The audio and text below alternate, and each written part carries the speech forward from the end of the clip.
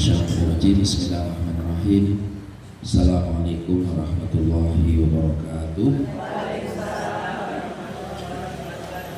Alhamdulillah, alhamdulillah, alhamdulillah. Nahmaduhu wa nasta'inuhu wa nastaghfiruh wa na'udzu billahi min shururi anfusina wa min sayyiati a'malina. May yahdihillahu fala mudilla lahu wa may yudlil fala hadiya lahu. Asyhadu an la ilaha illallah wa asyhadu anna Muhammadar Rasulullah. Allahumma shalli ala sayyidina Muhammad wa ala ali sayyidina Muhammad. Subhanaka la ilma lana illa ma 'allamtana innaka antal alimul hakim. Rabbi shrah li sadri wa yassir li amri wahlul 'uqdatam min lisani yafqahu qawli. Amma ba'du. Ibu-ibu jamaah yang dirahmati oleh Allah Subhanahu wa taala, mari sebelum kita mulai pengajian sore hari ini, marilah kita bersama-sama kita panjatkan rasa syukur kita, rasa terima kasih kita, matur nuwun kita kepada Allah Subhanahu wa taala atas limpahan karunia-Nya, atas kasih sayangnya, rahmatnya yang diberikan oleh Allah, sehingga di kesempatan sore hari ini kita bisa ketemu, bisa berjumpa dalam keadaan sehat walafiat. Sehat semuanya Bapak Ibu, sehat. Yang kedua, salawat dan salam tak lupa kita sanjungkan, kita haturkan, kita sampaikan pada manusia yang paling mulia, uswah hasanah kita, contoh dan model kita, Nabi kita Muhammad sallallahu alaihi wasallam. Semoga kita bisa mengikuti ajarannya, mengikuti sunnah-sunnahnya, sehingga yaumil qiyamah kita mendapatkan syafaatnya. Amin. Ibu-ibu jamaah yang rahmati Allah Subhanahu wa taala, mari sebelum kita mulai sesi saya, tema yang ingin saya angkat di kesempatan sore hari ini, bagaimana kita belajar untuk bisa acceptance, untuk bisa ridho di perjalanan, untuk bisa kita menerima diri kita sendiri. Ini ya, kalau bahasa psikologinya acceptance, kalau bahasa Arabnya itu adalah kita belajar untuk menjadi pribadi yang bisa ridho. How to-nya, bagaimana caranya, inilah insya Allah di sore hari ini kita akan kupas. Baik, sebelum dimulai sebagaimana biasa kita membuat aturan pertama, mohon yang membawa HP untuk bisa di silent, ditetarkan sehingga acara tidak ini tidak terganggu hanya gara-gara HP kita bunyi. Ya, yang berikutnya, yuk kita membuka pintu pikiran kita. Ibu-ibu, otak kita itu seperti gelas. Gelas ini akan bisa diisi kalau tutupnya dibuka. Begitu juga dengan pikiran kita akan bisa diisi kalau kita mau membuka. Ada yang menutup pikiran kita, salah satu yang menutup yaitu terkena penyakit kesombongan intelektual, merasa aku sudah bisa, sudah tahu. Ini penyakit yang berbahaya. Nah, bagaimana membukanya? Kalau kita pernah mendapatkan ilmu yang sama atau mirip, sampaikan alhamdulillah, ini penguatan. Kalau mendapatkan ilmu yang baru, sampaikan alhamdulillah, ini pemahaman baru yang udah ada. Baik, ibu-ibu yang rahmati Allah Subhanahu wa taala, nanti yang berikutnya aku terlibat 100%. Kalau ditanya menjawab, kalau diminta melaksanakan. Karena saya ingin nanti sesi saya acara ini tidak cuma jadinya mendengarkan, tapi perlu ada interaksi. Baik, saya akan mulai dari satu hadis Rasulullah Muhammad SAW, di hadis riwayat Bukhari dan Muslim, yang menjadi dasar, salah satu dasar kenapa saya bahas tema ini. Ya. Jadi baginda Rasul bersabda, di dalam diri, sesungguhnya di dalam diri manusia itu ada segumpal daging. Kalau segumpal daging itu baik, semuanya baik. Kalau segumpal daging itu buruk, semuanya buruk. Itulah qalb, itulah hati manusia. Ya, maka terkait dengan hadis Rasulullah ini berarti hati ini perlu kita perhatikan. Karena di dalam perjalanan kita beragama Islam ini ada 3 amalan. Yang pertama namanya amalan fisik. Bagaimana kita ngaji, baca Quran, ya, sholat, puasa, itu amalan fisik. Yang kedua ada amalan harta, ada zakat, infak, sedekah, wakaf, itu amalan harta. Nah, yang ketiga ada namanya amalan hati. Inilah yang nanti kita pelajari. Amalan hati itu di situ ada ridho. Di situ ada ikhlas, ada sabar, ada qanaah, ada tawakal. Ini adalah ranahnya amalan-amalan batin, amalan-amalan hati. Ini juga perlu kita perhatikan, karena banyak orang hanya fokus memperhatikan amalan fisik, memperhatikan amalan harta, lupa memperhatikan amalan hati. Padahal Allah ini yang selalu dilihat di dalam diri kita adalah bagaimana isi hati kita, ya. Nah, salah satunya hari ini kita bicara tentang bagaimana kita bisa menerima perjalanan menerima diri kita sendiri. Saya akan mulai dengan sebuah refleksi, dengan sebuah pertanyaan. Apakah ibu-ibu di dalam kehidupan ini pernah merasa kehidupan jenengan itu kok rasanya kurang banget? Pernah? Pernah ya? Pernah, kadang-kadang, atau sering? Atau malah selalu? Pernah ya, kadang-kadang. Pertanyaan kedua, pernahkah ibu-ibu mengalami sebuah kondisi Anda jenengan itu tidak puas dengan diri Anda saat ini? Pernah? Pernah. Pertanyaan yang ketiga, pernahkah Anda membandingkan hidup Anda dengan membandingkan hidup orang lain sehingga hati ini menjadi gak nyaman, lupa kalau panjenengan itu unik karena jenengan selalu membandingkan diri jenengan dengan diri orang lain? Pernah? Pernah, kadang-kadang, atau sering? Pernah ya. Jadi kalau jawabannya dominannya dari 3 pertanyaan ini, jawabannya pernah atau malah kadang-kadang bahkan sering, mohon maaf nyuwun sewu, hampir dipastikan panjenengan belum bisa menikmati hidup ini. Ya, belum bisa menikmati hidup ini. Nah, kenapa belum bisa menikmati hidup ini? Dulu pernah saya sampaikan ada 5 yang menyebabkan orang itu menderita. Jadi ada 5 sumber penderitaan itu. Kalau sumber masalah itu dulu saya sampaikan ada 5, mulai dari masalah fisik, masalah finansial, masalah keluarga, masalah emosi, masalah spiritual dan sebagainya. Kalau sumber penderitaan itu ada 5. Yang pertama adalah menyesali masa lalu. Jadi kalau Anda sering menyesal dari masa lalu, saat itu Anda menderita, Anda tidak bahagia. Coba yo biyen aku nikah karo Mulyono yo. Mungkin nasib ora kaya ngene. Baru-baru milih Joko gitu lah misalnya ya. Itu namanya menyesali masa lalu ya. Yang kedua, mengkhawatirkan masa depan. Wah, nanti nih aku meninggal, bojoku piye, anakku piye dan sebagainya. Terlalu banyak kekhawatiran terhadap masa depan. Ya. Kalau tadi menyesal masa lalu, maka ngaji sedaya ilang dulu ya Allah. Coba orang makat ngaji sedang ora ilang. Guru-guru ngaji disalahke. Itu namanya menyesal. Yang kedua, khawatir terhadap masa depan. Bagaimana anakku, bagaimana kehidupanku, itu khawatir masa depan. Itu membuat Anda menderita, Anda nggak bahagia. Yang ketiga, inilah yang menjadi bahasa kita adalah yang ketiga, sumber penderitaan karena tidak bisa menerima saat ini. Tidak bisa menerima kehidupan jenengan saat ini, tidak bisa menerima. Itu pun menderita. Kenapa saya gemuk? Kenapa hidup saya mancung ke dalam? Kenapa kulit saya hitam? Kenapa rambut saya keriting? Itu gak menerima dirinya, maka menderita. Iya ono kita ya. Nah ini kita orang kacamotonan ya.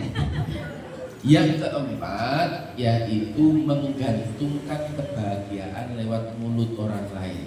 Jadi jenengan itu mau beli apa-apa itu selalu pertimbangannya orang lain. Ya, sukanya mencari validasi, mencari pengakuan dari manusia. Nah disitulah Anda akan kecewa, Anda akan menderita. Ya, dan yang kelima, sumber penderitaan karena tidak bisa memaafkan kesalahan orang lain. Itu 5 sumber penderitaan. Nah dari 5 ini ibu-ibu, ternyata ini sebuah penelitian yang dilakukan oleh M. Scott Peck, seorang psikiater Rusia. Salah satu dari 5 ini diringkes menjadi sumber masalah, sumber orang terkena gangguan jiwa.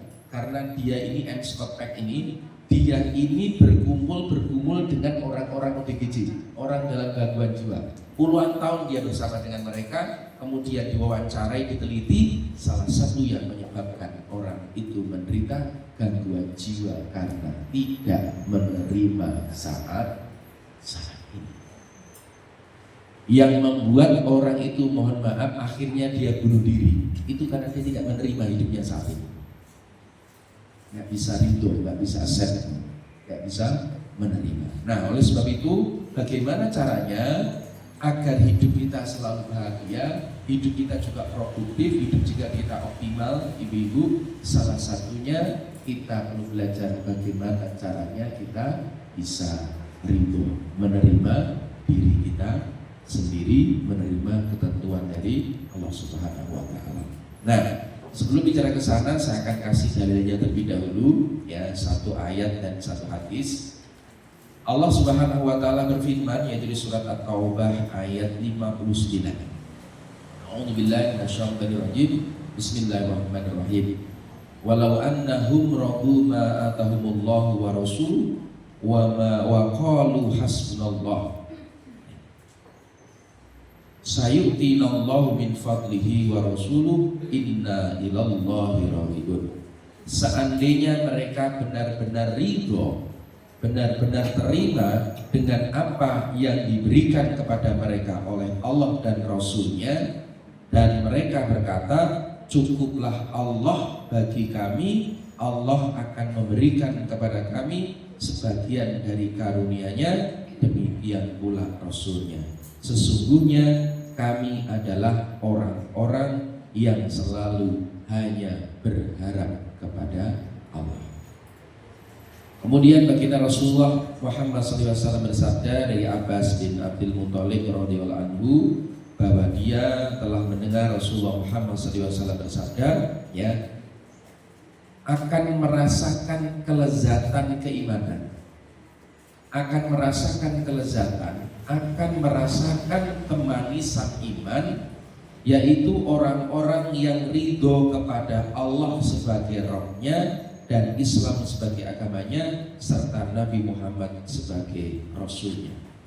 Dan Rasulullah Muhammad SAW menjelaskan bahwa orang yang memiliki sifat ridho adalah orang yang paling merasakan kebahagiaan dan ketentraman, serta yang paling jauh dari kesedihan, kemarahan, dan juga kegelisahan.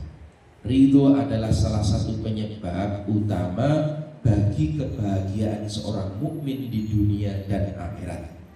Dan sebaliknya, kemarahan adalah penyebab kesengsaraan di dunia dan akhirat. Kenapa Bapak Ibu? Kenapa kaitannya dengan kemarahan? Orang marah itu tanda dia itu gak terima tentang kehidupannya, gak terima dengan kejadiannya.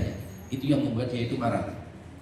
Nah, marah ini menjadi akar orang gangguan jiwa level 1 itu marah.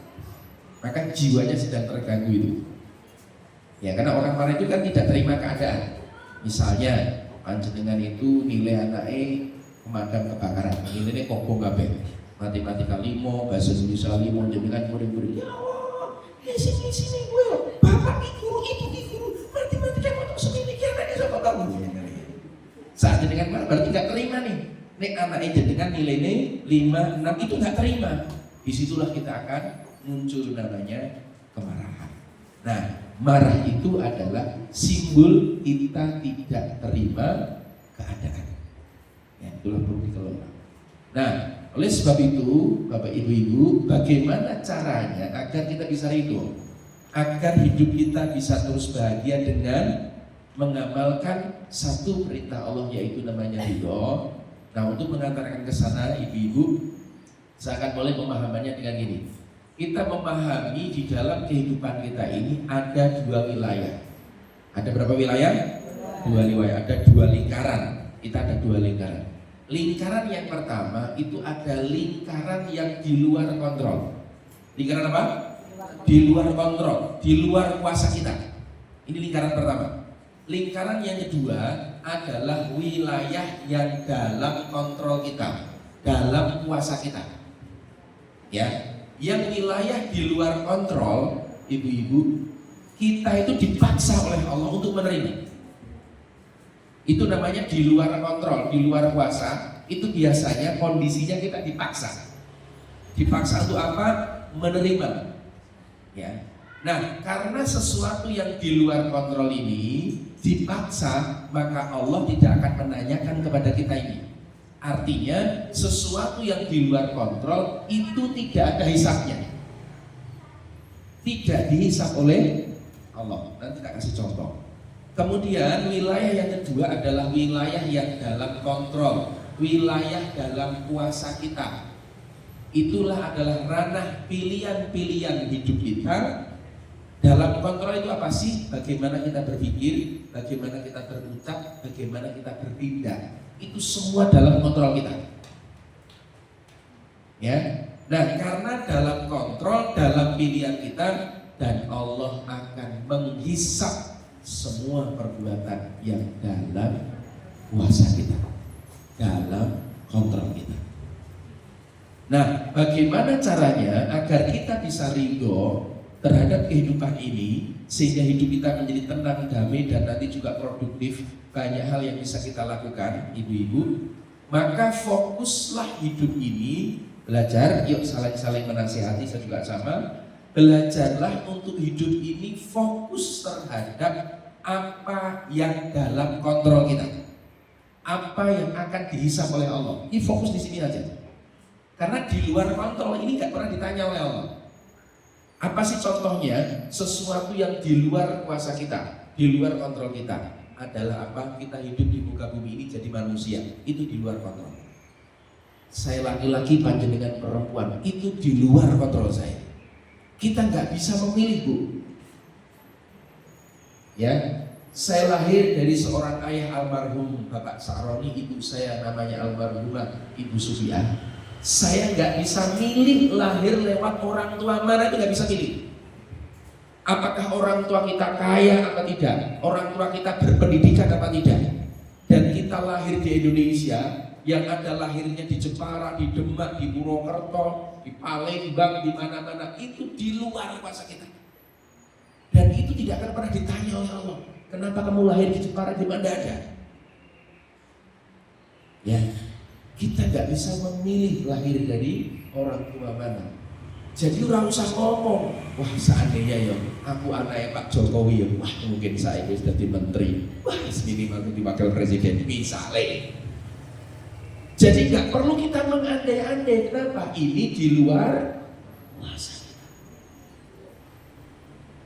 Yang dalam kuasa kita adalah bagaimana perbuatan kita, tindakan kita. Kita diciptakan oleh Allah jadi manusia. Yang kita fokuskan adalah tindakan kita, perbuatan kita, ucapan kita. Karena itu yang akan dipertanggungjawabkan di hadapan Allah. Ada hujan, ada panas, itu di luar kontrol. Ya, yang dalam kontrol kita, respon kita terhadap panas, hujan, dan sebagainya. Terus contoh apa lagi, Ibu? Rezeki. Jadi jumlah rezeki kita, jumlah harta kita, jumlah rezeki ya, itu di luar kuasa kita. Ya, jumlah rezeki kita itu di luar kuasa kita. Yang dalam kuasa kita adalah bagaimana kita menjemput rezeki dengan cara yang halal atau haram. Itu adalah yang dalam kuasa kita.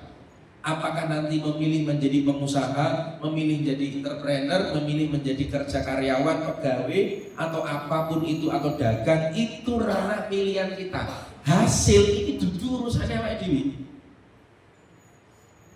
Pak, nah itu Pak ada teknik marketing Pak, teknik branding Pak. Itu ranahnya adalah ranah mempengaruhi orang lain untuk beli.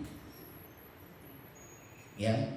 Jadi suami jenengan, Bu, itu di luar kontrol jenengan, tapi jenengan bisa mempengaruhi anak jenengan, bisa mempengaruhi suami. Saya bisa mempengaruhi istri saya, bisa mempengaruhi anak saya. Tapi mereka itu meskipun satu rumah, itu di luar kontrol saya. Saya nggak bisa kontrol mereka. Pikiran mereka, ucapan, tindakan kita nggak bisa kontrol. kita hanya bisa mempengaruhi. Maka fokusnya adalah di pengaruh tadi. Ya. Kemudian apa? Ibu, satu lagi, anak kita soleh atau anak kita solihah itu di luar kontrol kita.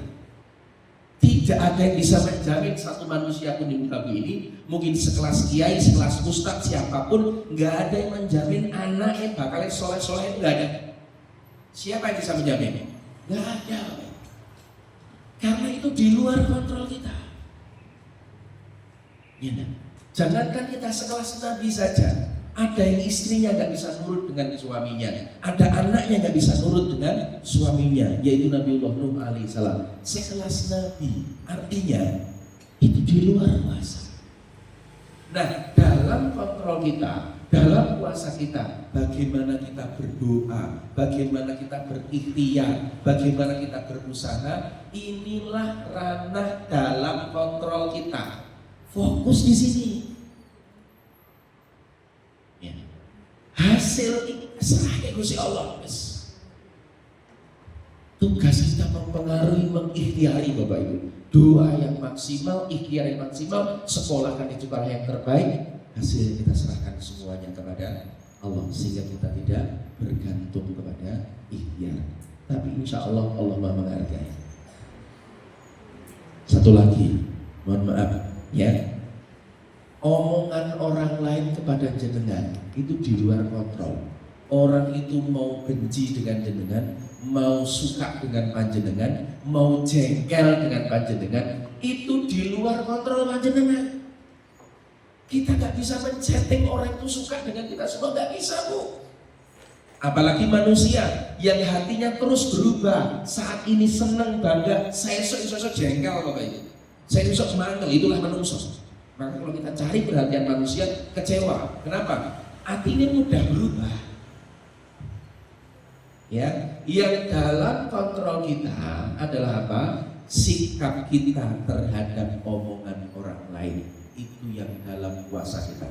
Apakah kita memilih untuk marah, memilih untuk diam, memilih untuk santai saja? Itu ranah pilihan kita. Dan mohon maaf, yang menghambat kita untuk ridho, kita terlalu fokus kepada di luar kontrol. Kita akan sulit untuk ridho karena kita fokus pada sesuatu yang di luar kuasa kita, di luar kontrol kita. Ini lagi ramai masalah ijazah. Ya kok sampai kiamat kurang rong dino ora bareng.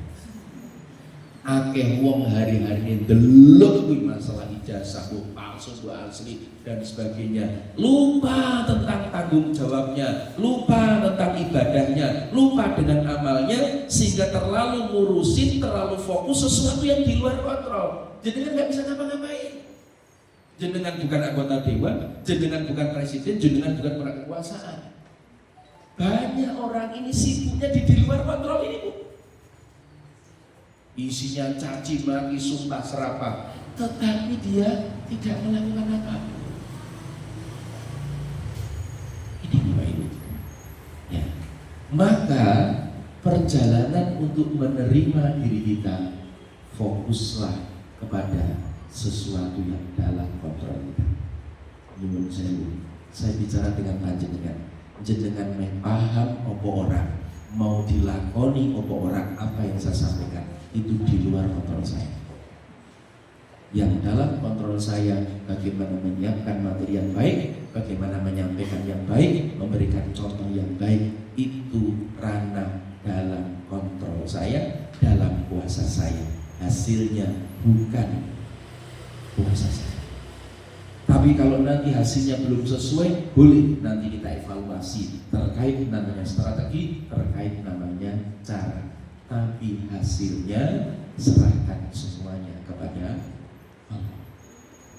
Halo, subhanallah. Hai, alhamdulillah. Jenengan jadi mumet, jadi stres karena kagak mikir di luar kontrol. Betul? Yuk tangan kanan gue diangkat, taruh di pundak tangan sebelah kanannya. Nah, setelah ini ada pertanyaan yang harus jenengan jawab, ya. Ditepuk pelan-pelan, ikuti kata-kata saya. Saudaraku, sahabatku, ada salah satu perintah Allah yang harus kita miliki, perlu kita miliki, yaitu namanya ridho. Menerima diri kita sendiri dan ketentuan dari Allah. Oleh sebab itu, agar kita bisa ridho, yang pertama, fokuslah mulai saat ini dan ke depan untuk melakukan sesuatu yang dalam kontrol kita, dalam kuasa kita. Yang di luar kontrol diterima saja. Nek iso merubah, perubahan ra apa-apa. Tapi ora iso jarke wae, terima wae, dongoke wae. Gantian tangan kiri, saatnya pembalasan. Yo, pijit pelan-pelan, ikuti kata-kata saya. Alhamdulillah, terima kasih, aku sudah diingatkan. Bener omongannya jenengan. Aku sering bergetar, berdedek hatiku, goro-goro anakku tidak sesuai dengan harapanku. Tapi pikir bolak-balik, tapi bocah rak berubah-ubah. Aku berdedek dewi, anaknya guya-guyu, akhirnya stres dewi. Oleh sebab itu, fokuslah terhadap dalam kuasa kita. Yang di luar kuasa kita, tugas kita hanya mempengaruhinya. Alhamdulillah. Jelas Bu? Nah, ini ada kuis, ada pertanyaan, tolong dijawab. Ini berapa saat yang lalu ada di info di Kompas, yaitu ada berita diduga terkena PHK. Seorang pemuda akhiri hidupnya dengan bunuh diri. Saya ulangi ya, ini tak buat pertanyaan. Diduga kena PHK, kenapa diduga? Karena orangnya mati.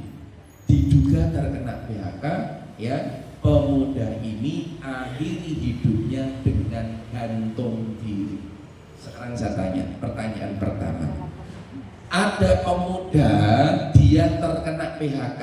Pemuda ini terkena PHK dalam kontrol apa di luar kontrol? Dalam kuasanya apa di luar kuasa? Dalam apa luar? Kenapa di luar? Ya, karena dia sebagai seorang pegawai, sebagai seorang karyawan, ya wajar terkena pecat, terkena PHK. Tapi nek dia sing duwe usaha ra mungkin dipecat. Maka nanti urusannya kalau bangkrut gitu ya. Ya, ini ya. Jadi pemuda ini terkena PHK dalam kontrol apa di luar kontrol? Di luar kontrolnya. Karena terkena PHK, pemuda ini sedih. Pemuda ini sedih dalam kontrol apa di luar kontrol? Dalam apa luar? Kenapa dalam? Nah, karena sedih itu ranahnya pilihan. Mungkin nggak pemuda ini kena PHK, dia senang, dia bahagia? Mungkin? Mungkin? Mungkin dia mengatakan alhamdulillah, berarti peluang untuk daftar ke perusahaan yang lebih baik. Oh, peluang untuk wirausaha. Bisa jadi.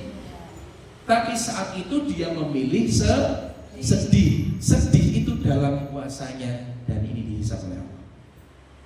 Ya. Nah, karena dia sedih, pemuda ini ya, ibu-ibu ya, jadi karena dia sedih, pemuda ini akhirnya bunuh diri. Pemuda ini bunuh diri, Bu, ya. Ini dalam kontrol apa di luar kontrol? Dalam apa luar? Dalam. Dia memilih kena PHK sedih, kemudian bunuh diri. Padahal memilih untuk makan umroh ya iso. Memilih untuk healing jalan-jalan ya iso. Memilih untuk pengalihan mancing ya iso. Tapi dia memilih untuk bunuh diri. Dan pemuda ini memilih mengakhiri hidupnya dengan gantung diri. Dalam apa luar? Dalam kontrol? Dalam kontrolnya. Dia memilih bunuh diri dengan cara gantung diri. Padahal lompat lantai 50 ya iso. Ngombe racun ya iso. Iya kan? nek perlu menenggelamkan diri di laut pantai selatan yo iso. Tapi memilih untuk gantung diri. Dan yang terakhir, akhirnya pemuda ini mati. Dalam kontrol apa di luar kontrol? Di luar kontrol. Dalam apa luar? Mungkin bunuh diri mati loh. Dalam apa luar? Kita absen saya. Siapa yang punya pendapat di luar kontrol? Saya punya pendapat dalam kontrol. Ada nggak? Ada. Apa alasannya Bu? Kenapa di luar kontrol? Ya karena kekuasaan Allah yang kuasa, bisa saja. Karena mati ini kehendak Allah, ketentuannya Allah, karena tidak semua orang yang bunuh diri akhirnya mati. Betul? Beberapa saat yang lalu Ibu kita cermati ya, ada di pesawat India itu meledak. Semua penumpangnya meninggal kecuali satu sekecara mati. Ya kan? Karena memang belum sampai ajalnya. Jadi pemuda ini gantung kemudian mati, ini memang jajane takdir, ketentuan ini memang mati di saat itu. Sayangnya dia memilih dengan cara yang buruk. Nah, ini jadi problem. Ya, maka untuk kita bisa ridho terhadap diri kita, terhadap ketentuan dari Allah, yang pertama fokuslah kepada apa yang dalam kuasa. Wis. Maka Imam Ibnu Athaillah As-Sakandari di kitabnya kitab Al-Hikam, beliau ini mengatakan ya, pesan dari beliau diberikan kepada kita semuanya, ibu-ibu, kesungguhanmu pada apa-apa yang dia Allah jamin bagimu, dan kelalaianmu pada apa-apa yang dia Allah tuntut atau perintah darimu merupakan bukti atas butanya mata hatimu. Maksudnya gini, banyak manusia itu sesuatu yang sudah dijamin oleh Allah ya, iki malah dipikir tenanan, dijamin pada lui, tapi dipikir menentang tenanan. Tapi sesuatu yang belum dijamin oleh Allah malah orang dipikir. Maka Imam Ibnu Athaillah dia mengatakan orang model seperti ini hatinya sedang buta. Rezeki sing wis dijamin, sudah ditetapkan oleh Allah ya, tapi dipikir nemen-nemen lali sakabehane, halal haram disikat luar biasa. Padahal wis dijamin karena Gusti Allah iki luar biasa, tapi sesuatu yang belum terjadi, belum dijamin, yaitu perintah-perintah Allah malah dilaleke. Ya, berarti naudzubillah min dzalik, hatinya menjadi buta. Maka kita pemahaman ini kita menjadi tenang. Contoh konkretnya apa Ustaz? Apa Bu? Contoh konkretnya itu tadi ya, apa? Loh, ini loh Bu, rezeki kan dijamin kan Gusti Allah. Panjenengan iki urip iki mesti iso mangan. Ora ono wong urip ra iso mangan ki rono. Karena Allah ini tanggung jawab. Ya, rezeki itu pasti sudah disiapkan Bu. Ini kita bicara rezeki ada 3 tipe rezeki. Rezeki yang dijamin, rezeki yang digantung, ya, ada rezeki yang dijanjikan. Dijamin itu semua makhluk yang bernyawa itu dijamin rezekinya Gusti Allah. Gitu ya. Oke, ini adalah kaitan dengan rezeki. Mati itu dijamin oleh Allah. Bakal awak itu mati itu dijamin ini ya. Ya kan? Iki malah orang dipikirkan teman-teman, ya. Tapi justru yang diperintahkan oleh Allah, misalkan Allah perintahkan kita untuk beribadah, untuk semakin dekat kepadanya, surga dan neraka itu kan belum jelas, ya kan? Iku rapati dipikir gini, amal soleh awake dhewe rapati dipikir gini, tapi sesuatu sing wis dijamin sudah ditetapkan oleh Allah, dipikir nemen-nemen lali sakabehane. Itu maksudnya. Ya, terlalu memikirkan sesuatu yang harus dijamin kok. Ya, sesuatu yang belum dijamin malah orang dipikir amal soleh kita. Contohnya ini loh Bu, jenengan terlalu kepo ngurusin ijazah dulu sampai tenanan. Ya, lali ini aku urung ngaji, lali ini urung beramal ngono. Maksudku ngono Bu ya. Kita tuh terlena terhadap sesuatu yang belum dijamin, ya, sing burung dijamin orang dipikir, sing wis dijamin malah dipikir temen. Nah, saat itu kita terjadi buta mata hati kita. Ya, nah bagaimana caranya? Tadi langkah pertama fokus pada apa yang dalam kuasa kita, dalam kontrol kita. Ya, fokusnya adalah di proses. Hasil, kalau hasil tidak sesuai dengan harapan kita, perlu nanti kita evaluasi, tapi hasilnya ini serahkan ke Gusti Allah. Kemudian yang kedua, jauhi hambatan, Bu. Ada yang menghambat untuk kita tidak ridho. Hambatan proses untuk kita sulit menerima diri, hambatannya 3. Ya, hambatan yang pertama namanya kita menjadi orang yang namanya overthinking, Bu. Namanya apa? Overthinking. Jadi hambatan untuk menerima diri sendiri itu namanya overthinking, yaitu kebiasaan memikirkan sesuatu secara berlebihan dan berulang-ulang. Itu namanya overthinking. Sehingga panjenengan kira ngopong-ngopong loh. Karena saat itu kita belum menerima ada hambatan. Handrem itu seperti handrem ya.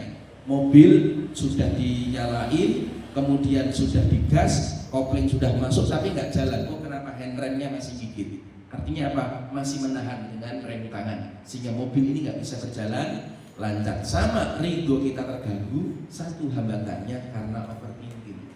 Nyuwun sewu, meh dodol gorengan, mikir harga minyak dunia. Akhirnya ngomong-ngomong, overthinking. Mau belajar sesuatu wis mikir lu. Meh usaha kemudian rugi nih, bikin usaha ya no rugi ya no untung. Sehingga kita nggak gerak, nggak melakukan sesuatu karena apa? Karena terlalu memikirkan mau kopi.